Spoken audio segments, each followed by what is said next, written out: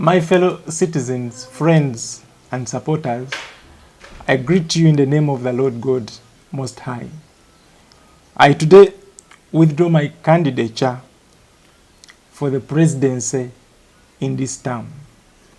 I come before you with deep gratitude, and I thank every person who has walked with me on this journey. To those who believed in me and contributed their hard-earned resources that helped us collect signatures, facilitated our teams, and kept our campaign alive, I thank you. And to those who stood by us in other powerful ways, spreading our message from one corner of Uganda to another, encouraging others, and giving me the courage to step forward as a presidential aspirant. Your trust and faith in me are treasures that I will never take for granted. When I offered myself for leadership, it was never a personal ambition. It was about the dream we all share.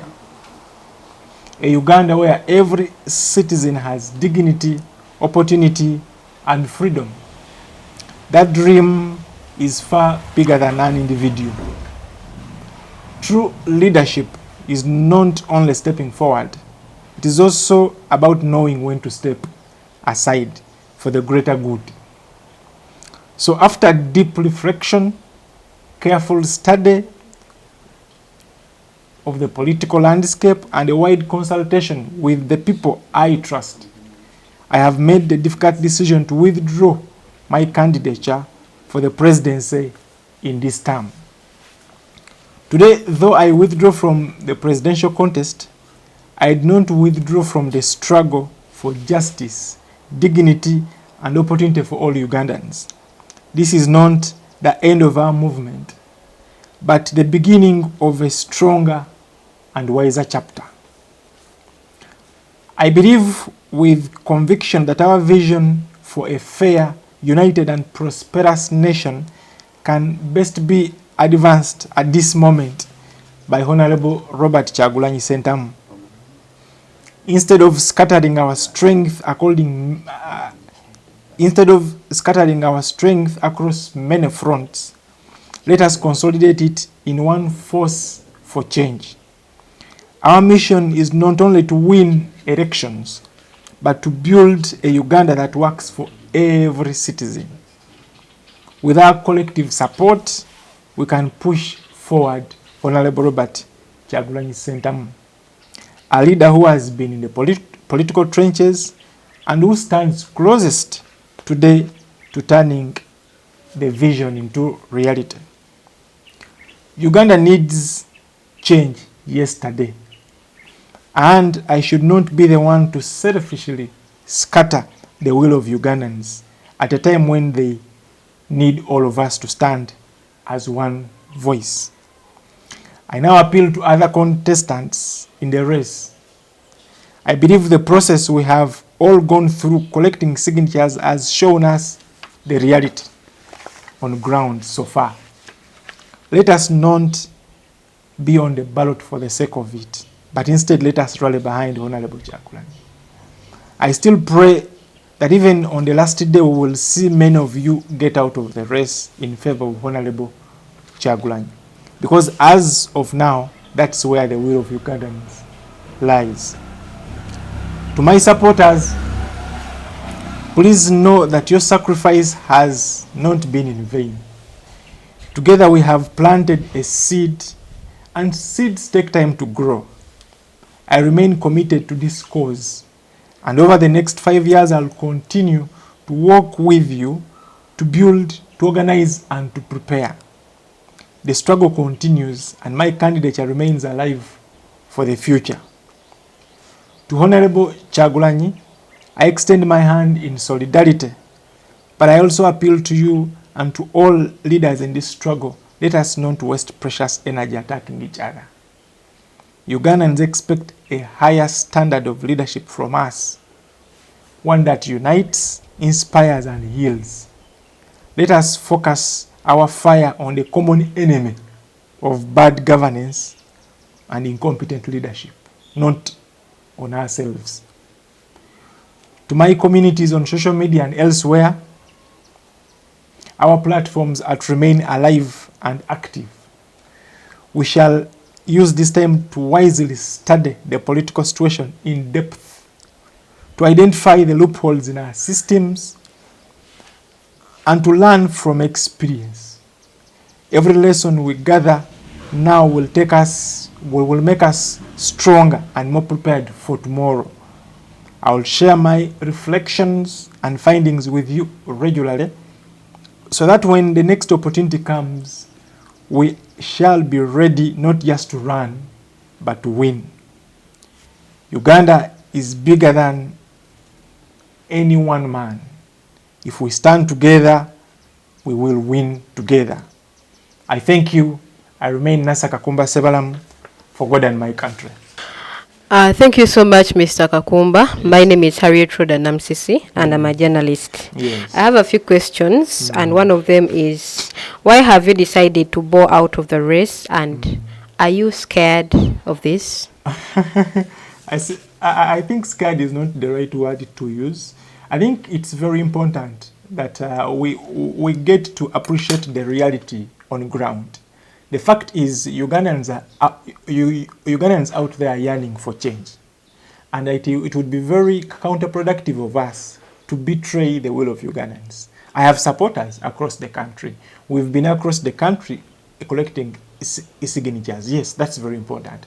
But at the end of the day, we need to look at the bigger picture. All of us agree that we have bad leadership. You've seen the abductions that are happening, you know the corruption, you know the poor infrastructure, you know what is happening. So I think it's very important for us to be behind a candidate that is close to winning. It is about understanding the reality on the ground. So I am not scared, have not been scared, but I have put Uganda first. The issue is I have put my selfish ego or ambitions aside and put Uganda first. And I think that is leadership. Leadership is knowing when to step aside. And I think that has been the right thing to do. Okay, and the other question is, do you think Bobi Wine is the perfect replacement for Museveni in this race, as you just said that you are stepping down because of Bobi Wine, who is close to the winning of this election? Well, I think Mr. Kyagulanyi is an intelligent man. He's a wise man. You see, people have always been saying that Mr. Museveni is wise, Mr. Museveni is intelligent and all that kind of stuff. But I think that is overrated.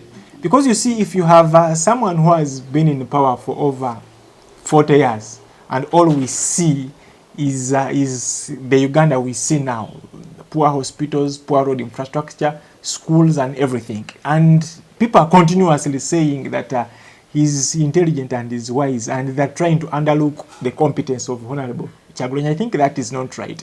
You see, we had the late President of Tanzania, Magufuli, who led that country for just 5 years. That is intelligence. And within 5 years, that country turned, to become what it is within a span of 5 years. So anyone who downplays the competence of Honorable Kyagulanyi, saying that Mr. Museveni is wise or something like that, I think he's overrating. Because who would want to have the yardstick on what has been done in terms of economic development, in terms of infrastructure development, in terms of GDP growth, in terms of per capita income growth? We have someone who has literally been in power for 40 years and all we see are messes. Personally, I think that Mr. Museveni has had ideological mixed issues. You realize that when he went in the bush, he was copying Castro in Cuba, Fidel Castro in Cuba, and Mao Zedong's approaches. That was in China and Cuba. And he has lived that kind of life, a mix of copying what has been done in Cuba, a mix of what has been happening in China, and not developing his own ideology. And that has kept Uganda in a mix. So I think at this point in time, Honorable Kyagulanyi deserves to be given an opportunity, and certainly is a candidate that I would want my supporters to rally behind. Okay, and my last question is, what's your take regarding the protest vote? I support the protest vote. In fact, I look at this election as a generational, election. We either decide to sink our generation by having Mr. Museveni get into power, or we resurrect our generation by voting Mr. Museveni out of power. So I support each and every inch of the protest vote. Each and every inch of the protest vote, I'll be part of it, and I will move each and every step in seeing to it that it is a success. Okay, thank you so much. My name is Emma Kechiti. I work with Rest TV and BCTV. It's a YouTube channel. And my question is, it is said that Mr. Kyagulanyi, Bobi Wine's support is in Central region. What is your take on this? I think it is not true. It is not true. First of all, it's not true that Mr. Kyagulanyi's support is only in Central, because like I told you, we have collected signatures from over 102 districts across the country. Our teams have been on ground, and we've gotten information. He's on ground. He's in every part of this country. There has been an attempt to stop the opposition from mobilizing from across the country, and that has been an evil move of the current regime. But again, and most importantly, Buganda region is now the last front. Buganda region, call it the central region, is now the last front that is opposing seriously the leadership of Mr. Museveni. Now, I urge other parts of the country to come and join this region. It should be understood that the Baganda lost their lives fighting in Luwero and in other parts of Ghana to bring Mr. Museveni in power. They lost their lives. They sacrificed their animals, they sacrificed their food, they sacrificed their children to bring Mr. Museveni in power. And now the people in the Uganda region are telling you that the person we brought is wrong, is now bad. And you are not accepting that. These are the people from Buganda region who brought him into power. They lost their land, they lost their cows, they lost their economy. And now they're telling you that the man we brought is now bad. And now you people in the north, people in the eastern are saying, no, we brought this person. And now we are telling you that the person we brought is no longer the person that is competent to take this country forward. And I pray that you listen to them. Okay, my last question is, what is your take on post and pre-election violence? No one wants violence. No one wants violence, and would want elections to be peaceful. Would want to have a free, fair, and peaceful election. But you see, as someone who has been vying to be a president of the country, and a head of state, you see the definition of a state. A state has a monopoly of using violence.